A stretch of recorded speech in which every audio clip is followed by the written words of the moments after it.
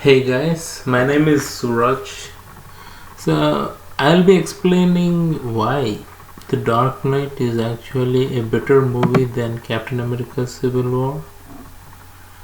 So we all know we use Rotten Tomatoes as a yardstick for comparing Captain America with The Dark Knight. But yeah, this Rotten Tomatoes score is fine. For The Dark Knight it is 94% and for Civil War it is 90%. But below that there is this term called as average rating, which is given out of 10. For The Dark Knight it is 8.6 and for Civil War it is 7.6. So as you can see there is a 1 point difference. So this freshness is determined whether a critic thinks audience can view a movie in theater or not. But this rating determines the quality of the film. So that's one information for you. And then comparing the movie qualities, people say Civil War is better than The Dark Knight Rises. And to be honest, I don't think so. I think even The Dark Knight Rises is better than Civil War. Let's check that out. Let's go to Dark Knight Rises page,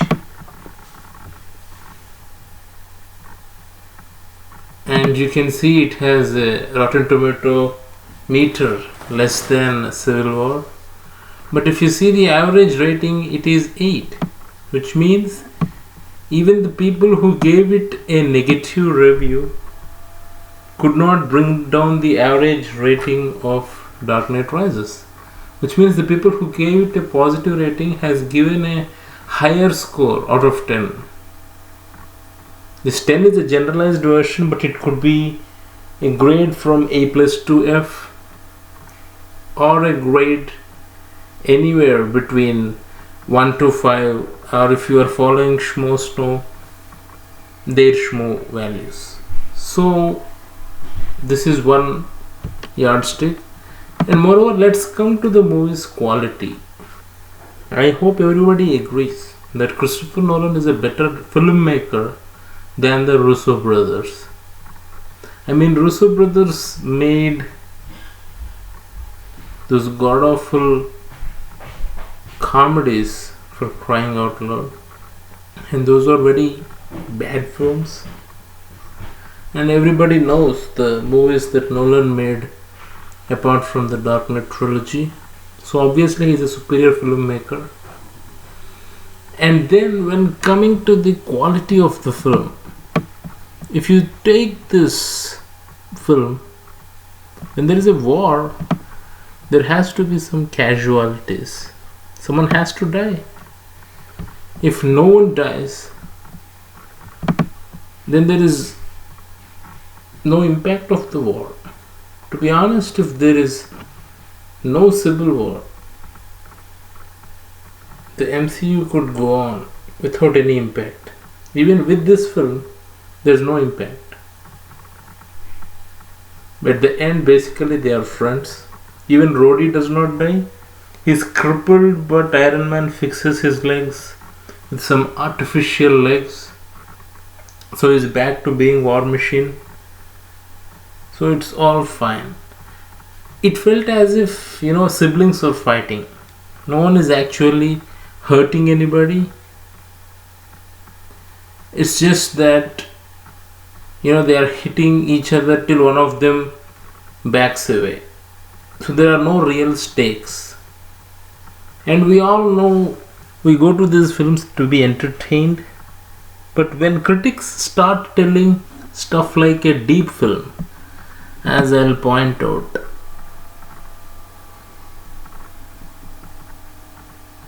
I need not even go to a specific review. You can see the consensus. See, when they say terms like thought-provoking themes, that makes me laugh. You know why? how can Black Panther's origin be so rushed? His motivation felt so cheap. I'll give you that Spider-Man is a very great character in this film. I love Tom Holland. But Black Panther, even Chadwick Boseman is a very good actor. But I'm not convinced with Black Panther character in this film. They are sort of, it felt like they are setting up him for future films. I did not buy into his character. I felt like they rushed him. So that's one thing that I am not convinced with. And one more question, like people keep comparing this film as a very thought-provoking and a dark and a deep film, but I don't think so. It's not that deep. It's the same old moral formula of quips between fights, which is very, very, very low standard of filmmaking. Of course, we will be entertained, but it's not a unique vision. It's a product made by a production company. You know those corporate products, like, okay, you gotta be entertained. It's not someone's unique vision. No, it's not a vision. It is just beat by beat a product. Okay, you get these fights, you get them in costumes, you have jokes in between.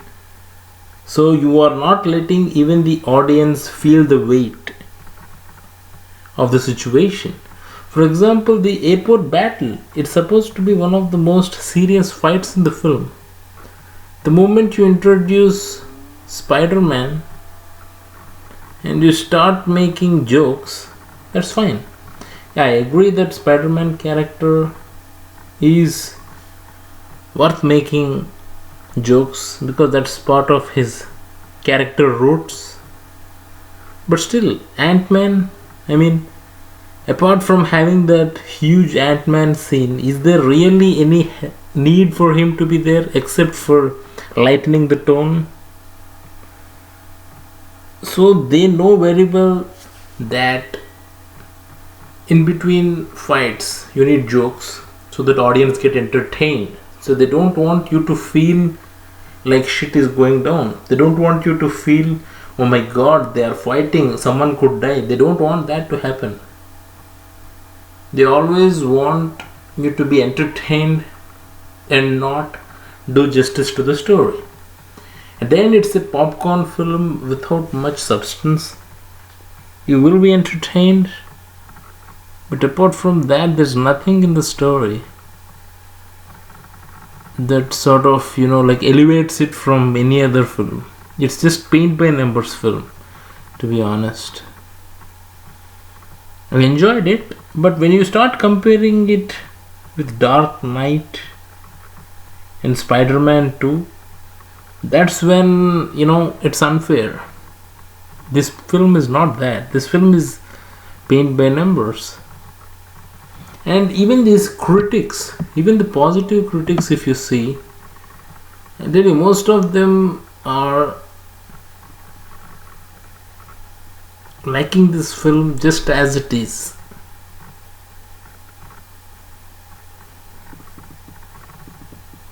And even the negative reviews, they point out pretty good points. See, the motto of the directors appear to be, if you make it happen, do it, don't hold back. So they're just trying to cram the characters. So even this, it's so laughable. They say, okay, Marvel movies, they are trying to acknowledge the deaths of people. Really? Really? So until they want to make a special movie about this, it's fine. They can keep killing people in Avengers. They can keep killing people in Ultron. and all the other mass destructions in these superhero films, in this Marvel Cinematic Universe film, and they are okay with that. But a similar thing happens in Man of Steel, and everybody freaks out. So now they acknowledge that in one film, and there is one more scene where it's so similar to the one in Batman v Superman. If you see the airport scene, Captain America tells that they're evacuating the airport. So it is a similar callback to what happens in Batman v Superman, where Batman tells people are evacuated, Batman or the army head. So it's basically the same. So what's the point? Why is everybody jumping on Batman v Superman and not on Civil War? So what boils down to is the basic question. I'll tell you why critics are favoring these films as opposed to the darker films. Of course, I agree Batman v Superman is not good. But why everybody is hating that so much is because when you make a light-hearted, fun film, see, basically these films are summer blockbusters. And what do audience expect from those summer blockbusters is fun, good action scenes, a bearable story. That's all. They don't want anything more. If you do a piece of garbage like Transformers, they're gonna disown the film. So Marvel has found out that strategy. To be honest, I'll compare Marvel with Fast and Furious films after Fast 5. Those films are all critically well received. I'll show you.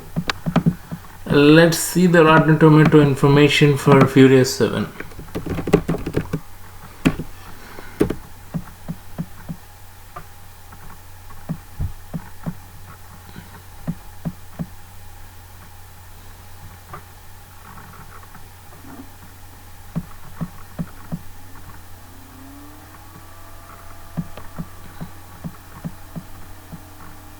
No, it's taking a lot of time, huh?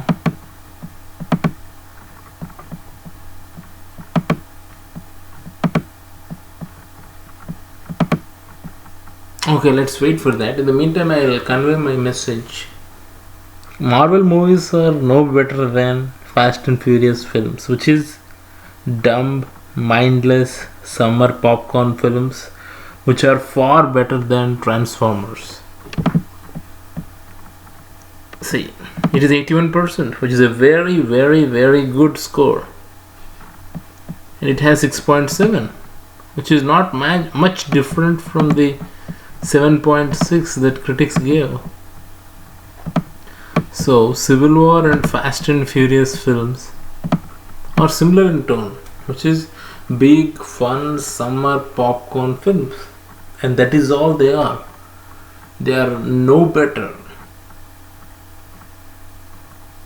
They are same. So why did they give 80%? Is because the movie is fun. The movie is not too dumb,